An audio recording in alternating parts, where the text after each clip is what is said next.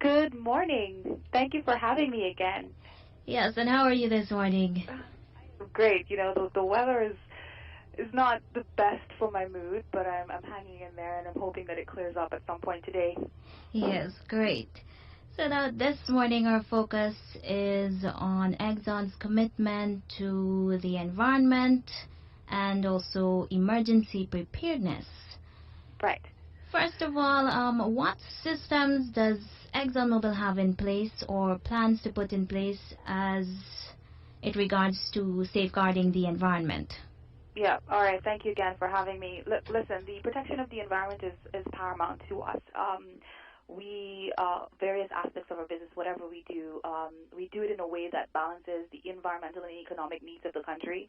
It's really a balance. On the one hand, it is about developing the country's resources to benefit the people of Guyana, but on the other hand, it's also doing it with the utmost care for the environment, and we have been doing that from the first well we drilled in 2015.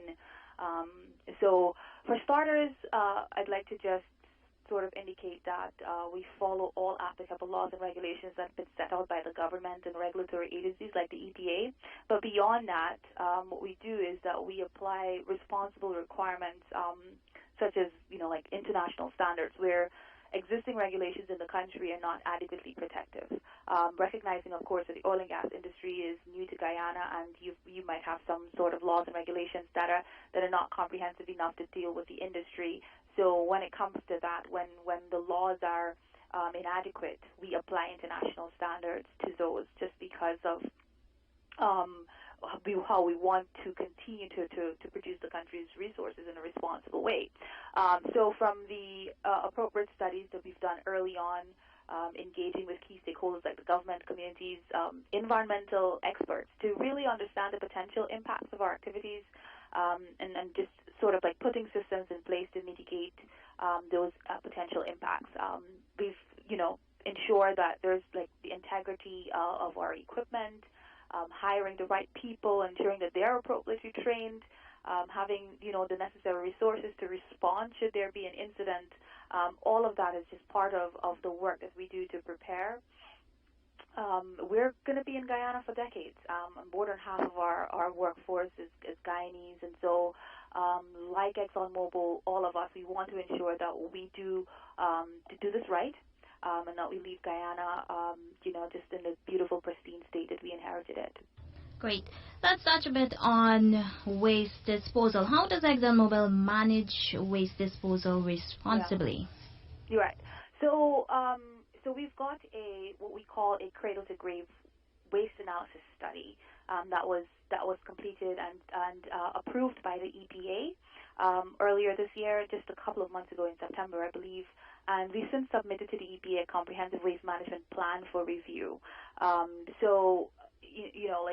Along with our prime contractors, we continue to implement a number of steps to minimize the generation of waste, including recycling and reuse where appropriate. And I know that, there is hazardous and non-hazardous waste that are generated from our offshore activities. And so when we can't reuse and recycle those, the hazardous waste is treated to make sure that it becomes non-hazardous. And then, they're appropriately treated. They're stored on board. They're treated and stored there, and then later transported onshore for further treatment and disposal, in accordance with applicable Guyanese laws and regulations. And so that is just sent to the Hagsbosch landfill facility after it's appropriately treated. That is just one aspect of what we're doing, and of course, all guided by appropriate studies, guided by Guyanese laws and international standards. Yes, and earlier you mentioned potential impacts. I'd like to know what are some potential impacts on marine life? Yeah, absolutely. So one of the things that we've done is that, the EIAs that are done to inform, or that the EPA uses to determine whether the projects are environmentally sound. Those EIAs, what they do is that they do various types of studies to understand what are the potential impacts of what we're doing. And so what it does, it helps us to put systems in place to mitigate those. And I want to talk about some of the things that we do. So there's a component of our work that deals with produced water, for instance, and there's been a lot of concern around produced water. You've seen articles incorrectly sort of putting out incorrect information, fear-mongering, and that type of thing. And I just want to clarify that produced water is treated to international standards before it's discharged. Since you hear things like, oh, you're dumping water into the ocean, you're killing all the fish, you're doing all of these types of things, but it is essentially what produced water is a byproduct of oil and gas production. So what comes out of the ground is a combination of oil, water, and gas, and after the separation, that produced water is treated to ensure that it achieves a certain level, before it's discharged. And the water discharge has based on the studies that we've done, a negligible environmental impact. And that was found after we did a cumulative study as part of the Yellowtail EIA, and that was the one that we just did, recently. Another thing that we do is that we employ marine mammal observers, which, who during our seismic-related activities, because that could also have an impact on marine mammals, and so those individuals continuously observe a mitigation zone. This is like a 500-meter sort of like area around the sound source to ensure that the zone is clear of marine mammals and turtles before commencing any sound-producing seismic operations. And none of that happens if marine mammals or turtles are sighted within the mitigation zone. And then if you want, so those are just, some of the things that we do when it comes to marine life, protecting marine mammals and the marine environment. And in terms of emergencies now, how does ExxonMobil prepare its employees for quick and effective response to emergencies? Yeah, so one of the easiest things that I could talk about is training. But before training, we put systems in place to make this unlikely as possible. Like I mentioned earlier, just ensuring the integrity of the equipment from the wells that we're drilling, just having the various things in place to make the likelihood of such incidents minimal. But beyond that, so that's preparation. What we do, what we call we have prepare, talk about practice.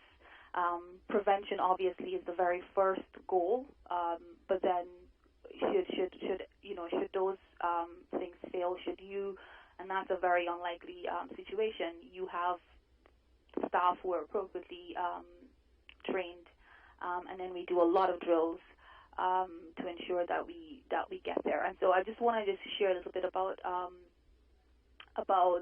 the tiers that we have. I know because oil spills are one of the questions that we get all the time when you go out and you talk to people, like, okay, well, what if there's an oil spill? That's one of the biggest concerns that people have. And yes, I was just about to touch on that. Yeah, no, I get the question a lot, and I get the question from my son, and then so, you want to explain, and so, listen, like I said, we manage, the goal is to prevent incidents from happening, but we are prepared for emergencies should they occur.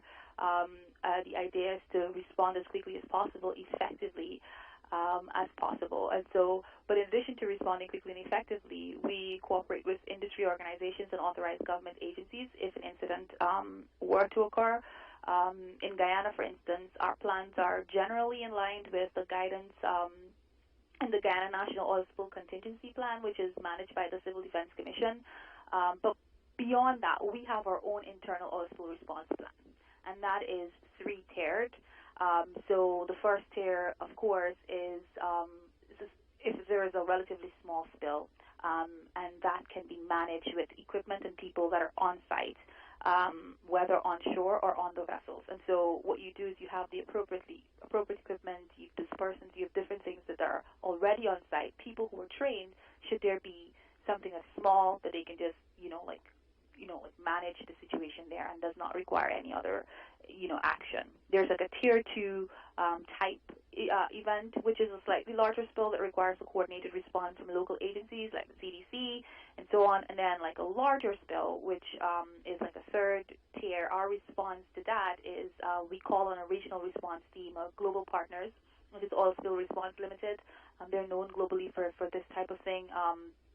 It'll require like equipment and people from across the world, the U.S., U.K., Brazil. These resources can be mobilized in less than 24 hours, and we can, just sort of manage that. We have trained our teams, they're routinely tested against a range of scenarios, including oil spills. I've just completed a training myself just less than 2 weeks ago, where we were working with like the wells engineers and various like people from the environmental team, even us as media folks, just being prepared. We do everything we can to make sure it doesn't happen, but if it does, everyone who has to be involved knows what they need to do to get it right. And so, but beyond training our own people, we've also done training and drills with other stakeholders, national stakeholders like the CDC, the Civil Aviation Authority, the EPA, MARAD, and so on, so that beyond ExxonMobil's staff, others who will have to play a role, we are all, like sort of ready should this occur. And while we're on the topic of oil spill, and I know also you mentioned earlier the yellowtail, any thoughts on the government's desire for a $2 billion insurance for that project should there be an oil spill? Yeah, so those discussions are ongoing with the government, and so just wait to see the outcome of that.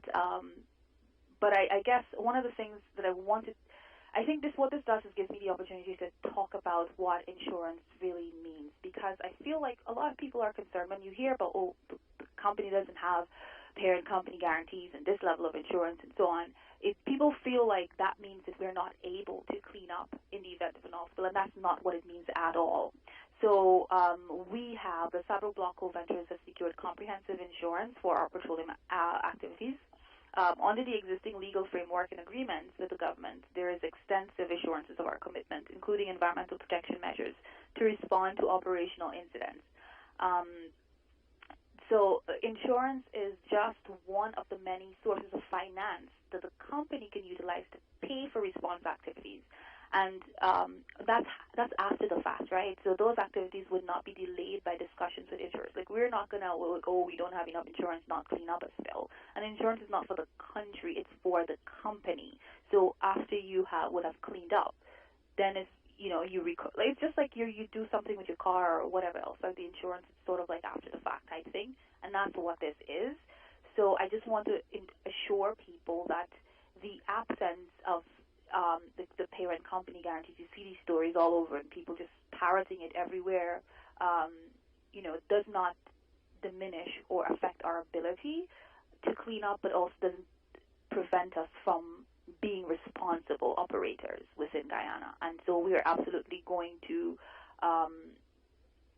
do what we need to do when it comes to this, when it comes to protecting Guyana's environment on the first hand of prevention, but also after the fact, if something were to happen, which is, again, unlikely, we're going to just take up our responsibility there as well. And I know there are concerns that a large oil spill can affect Caribbean islands. So what's being done to collaborate or engage with other Caribbean islands? So those are also discussions that are ongoing at the sort of government level.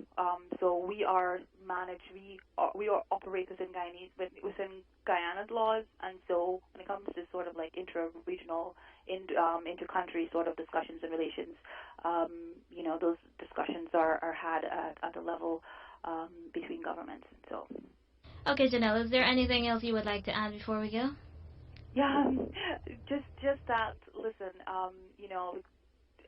again, I just want to reiterate that the environment is absolutely important to us, and we continue to do everything that we can to protect it and keep it safe for generations to come. Okay, great. It was great having you again this morning, and you're always welcome back here on 103.1 FM. Thank you. Take care. Have a good day. That was the Public and Government Affairs Advisor for ExxonMobil, Janelle Persaud, here on 103.1 FM, talking about ExxonMobil's commitment to a safe environment and emergency preparedness. Time check for you, 8 hours 30. News Talk Radio Guyana 103.1 FM, radio that educates and entertains.